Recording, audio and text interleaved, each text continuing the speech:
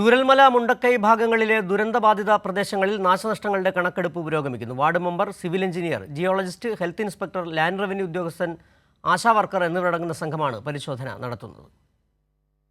വയനാട് മുണ്ടക്കൈ ഭാഗങ്ങളിലെല്ലാം തന്നെ ഈ രക്ഷാദൗത്യം ഏകദേശം പൂർണ്ണമായി തന്നെ പൂർത്തിയായി കഴിഞ്ഞു. ഇനി ഈ ഭാഗങ്ങളിൽ ഇതിൻ്റെ നാശനഷ്ടങ്ങളൊക്കെയും തന്നെ കണക്കെടുപ്പാണ്. അതിൻ്റെ ഭാഗമായി ഉദ്യോഗസ്ഥർ ഇവിടെ എത്തിയിട്ടുണ്ട്.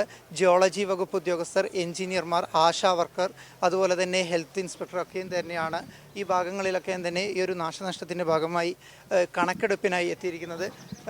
എങ്ങനെയാണ് ഇതിൻ്റെ ഒരു കണക്കെടുപ്പും കാര്യങ്ങളൊക്കെ? നമുക്ക് വിഷ്വലായിട്ട് കാണാൻ പറ്റുന്ന രീതിയിലുള്ള ഒരു കണക്കെടുപ്പ് മാത്രമാണ് നടത്തുന്നത്.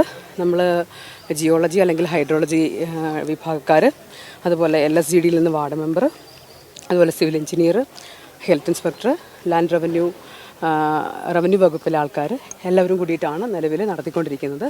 നിലവിൽ മേഖലകളായിട്ടാണോ തിരിക്കുന്നത്? എന്തോ എങ്ങനെയാണ് ഇത് മേഖലകളായി തിരിച്ചിട്ടാണോ? ഇത്ര മുതൽ ഇത്ര വീട് വരെ നമുക്ക് ഓരോരുത്തർക്ക് എണ്ണി തരികയും അതിലേതൊക്കെയാണ് നമുക്ക് കഴിയുന്ന, പെട്ടെന്നല്ല, പ്രാഥമികമായിട്ടുള്ളൊരു അന്വേഷണത്തിൽ എത്രത്തോളം നാശനഷ്ടം സംഭവിച്ചു എന്നതിനെ കുറിച്ചുള്ളൊരു. നിലവിൽ 3 വാർഡുകളാണല്ലോ ഈ ദുരന്തബാധിത മേഖല പ്രദേശങ്ങളായി തിരിച്ചിട്ടുള്ളത്. ഈ 3 വാർഡിനെ 10 ടീമുകൾ ചേർന്ന് പരിശോധിക്കുകയാണോ? അതെ, 10 ടീമുകൾ ചേർന്നിട്ട് ഉള്ള പരിശോധനയാണ്. ഞങ്ങൾ 40ഓളം പേര് വരും. അത് ഒരു 40ഓളം പേര് നിലവിലുണ്ട്. അതിൽ നിന്ന് വ്യത്യസ്ത വകുപ്പുകളിലെ ആൾക്കാർ ഒരുമിച്ച് സഹകരിച്ചിട്ടുള്ള ഒരു പ്രവർത്തനമാണ് കേട്ടോ. ഇത്തരത്തിലാണ് ഇവിടുത്തെ സംവിധാനങ്ങളൊക്കെയും തന്നെ പ്രവർത്തിക്കുന്നത്.